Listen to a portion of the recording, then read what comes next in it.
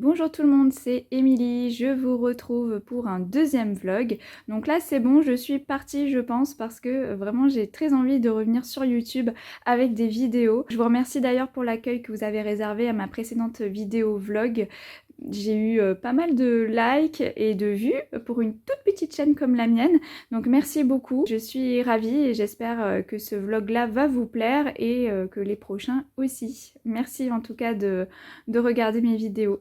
Aujourd'hui, il y avait le marché de la création dans la commune où je vis. Donc je suis allée faire un petit tour et j'ai craqué pour cette magnifique petite maison en page de livre. Donc j'ai craqué, voilà. J'ai trouvé ça absolument mignon avec ces petites fleurs, cette petite déco autour de cette maison faite à partir de pages de livres. Je trouve vraiment l'idée très sympa de faire du recyclage comme ça au lieu de jeter le livre qui partent à la poubelle, et bien d'en faire des créations comme ça, c'est magnifique.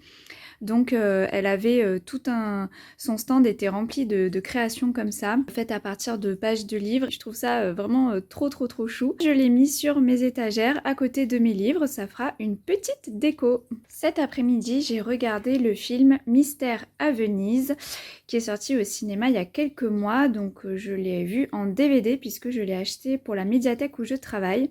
C'est un film qui a été réalisé par Kenneth Branagh, qui joue d'ailleurs le rôle principal Hercule Poirot. Donc en plus c'est super parce que je l'ai vu à quelques jours d'Halloween. Là nous sommes actuellement le dimanche 27 octobre.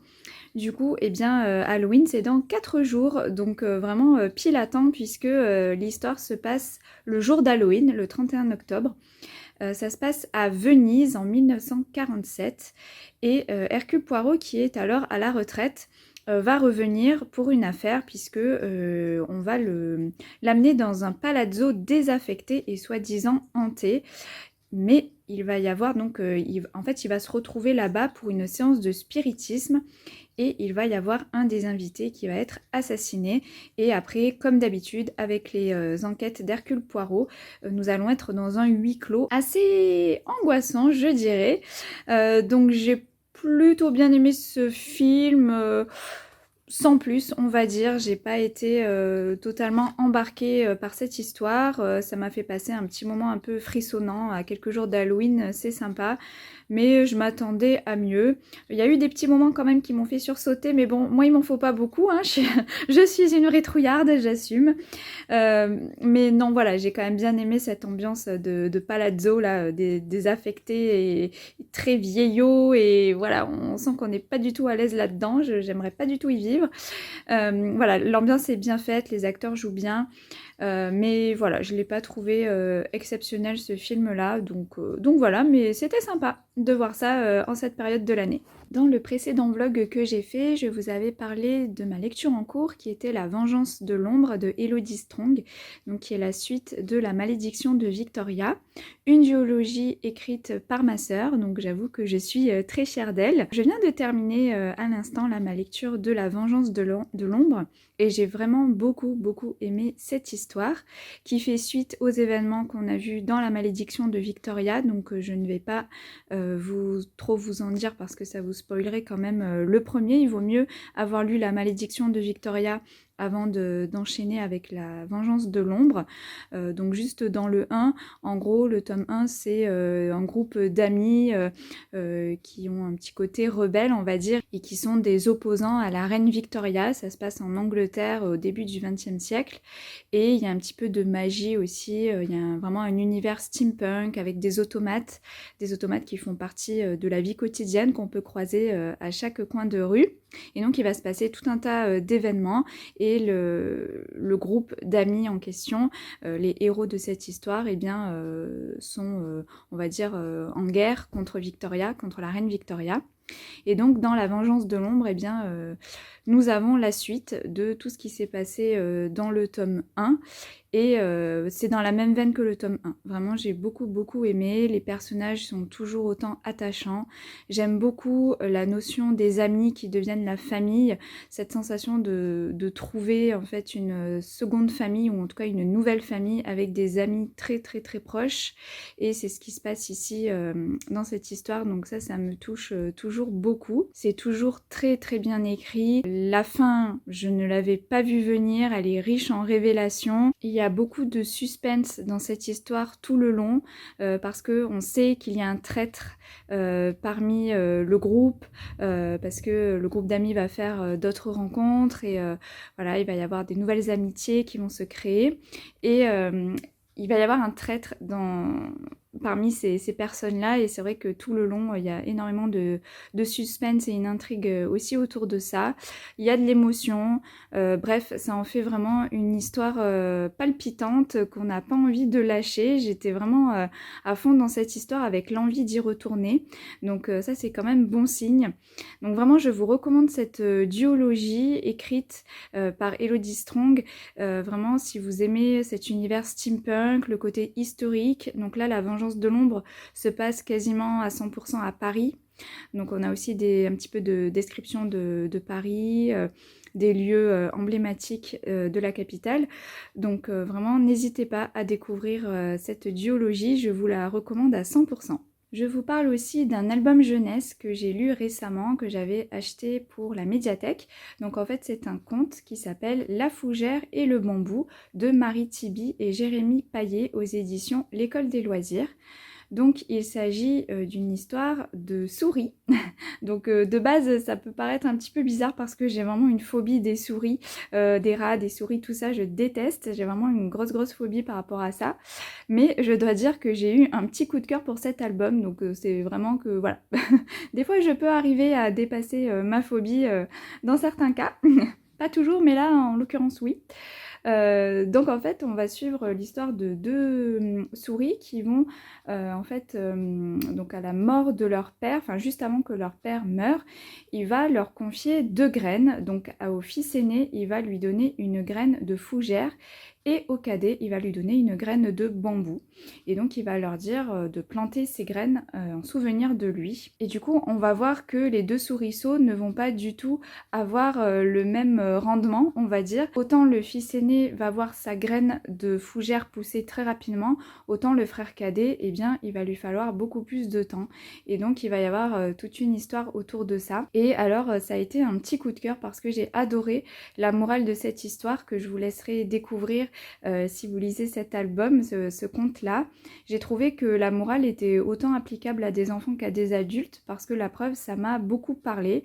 Je me suis reconnue dans cette morale, en tout cas ça me fait réfléchir sur moi, ma façon d'être, ma personnalité, tout ça, ça remet un peu les choses en question et ça fait réfléchir. Donc j'ai beaucoup aimé la morale qui m'a beaucoup parlé en tout cas. Et les illustrations sont absolument magnifiques. J'adore ce trait d'illustration, vraiment sublime. Comme je vous dis, je déteste les souris, mais là ça m'a pas gênée. Pourtant elles ont des longues queues et tout sur les illustrations, mais je trouve le dessin absolument magnifique, vraiment très beau. Donc c'est un petit album jeunesse que je vous recommande. Si vous tombez dessus, n'hésitez pas, regardez dans vos bibliothèques s'ils l'ont pas, mais en tout cas vraiment un très bel album jeunesse à mettre entre toutes les mains, y compris celle des adultes. Nous sommes aujourd'hui le vendredi 1er novembre, hier soir c'était Halloween et avec mon mari et un groupe d'amis nous avons fêté Halloween, nous avons fait une petite soirée super sympa, c'est toujours super de passer comme ça une soirée avec des gens qu'on aime.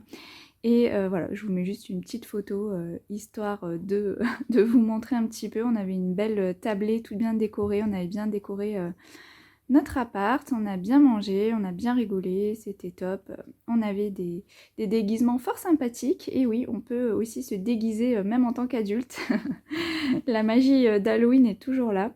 Donc voilà, c'était juste histoire de partager avec vous ce petit moment de fête. Je reviens vers vous pour la 3e et dernière partie de ce vlog. Nous sommes le dimanche 3 novembre.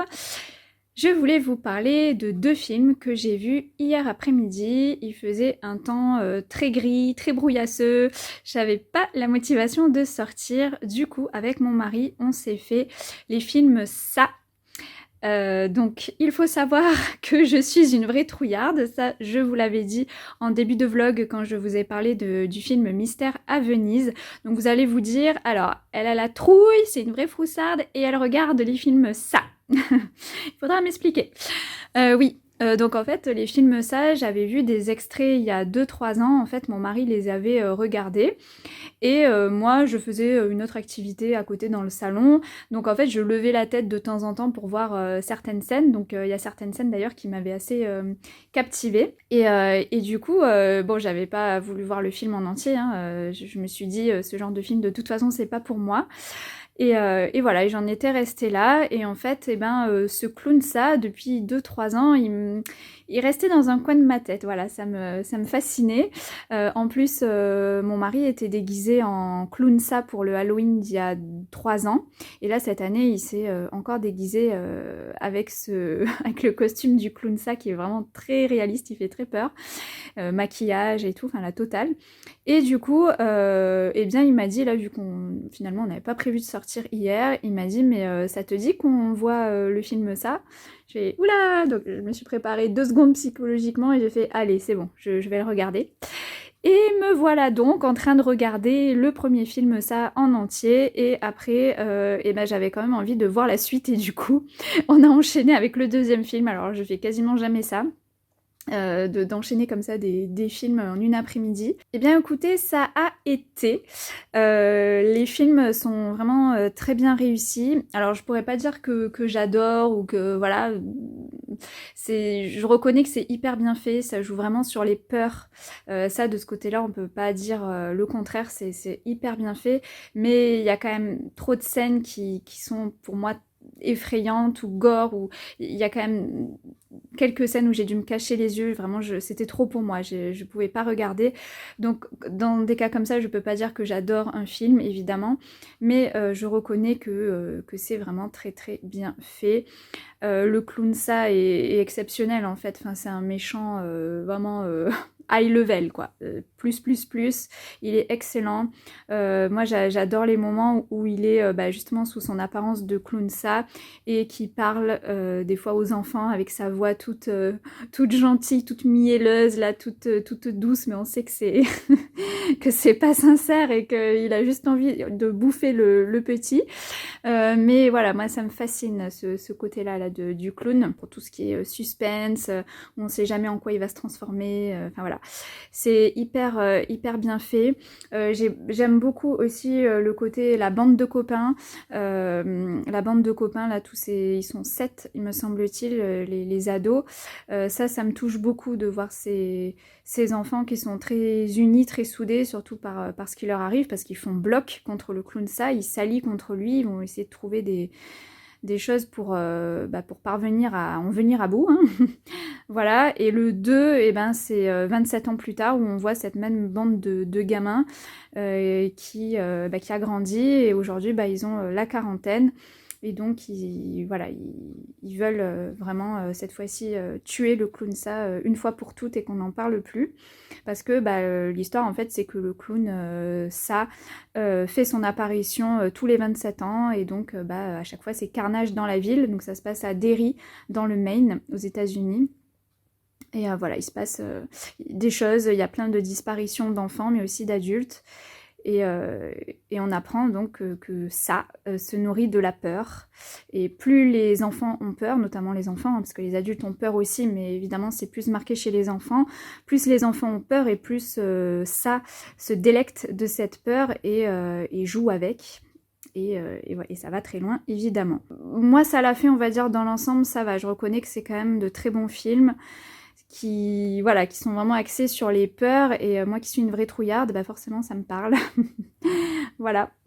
Mais c'est vrai qu'il n'y a pas que ça, comme je vous dis, il y a aussi le côté, la bande de potes, très soudés et tout, et ça c'est très touchant, surtout quand c'est des jeunes comme ça, des ados.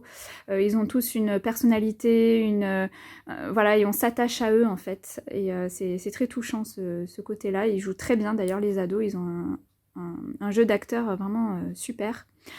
Voilà, donc je suis fière de moi d'avoir réussi à dépasser mes appréhensions et à avoir vu ces 2 films en entier. Alors certes, quelques scènes où je me suis caché les yeux, mais bon, je peux quand même dire que je l'ai vu en entier. Donc je suis plutôt fière de moi sur ce coup-là. Et bien voilà, du coup j'ai terminé pour ce vlog, puisque comme je vous l'avais dit dans mon précédent vlog, j'ai pas envie de faire des vlogs trop longs. Donc j'espère que celui-ci vous aura plu. N'hésitez pas à commenter, hein, j'aime beaucoup discuter avec vous, donc n'hésitez pas à me dire si vous avez lu certains des livres que j'ai présentés, ou vu des films, ou par exemple si vous avez fêté Halloween, qu'est-ce que vous avez fait pour Halloween, voilà, n'hésitez pas à échanger avec moi dans les commentaires, je me ferai un plaisir de vous répondre, et si la vidéo vous a plu, eh ben n'hésitez pas à mettre un petit like, ça fait toujours plaisir.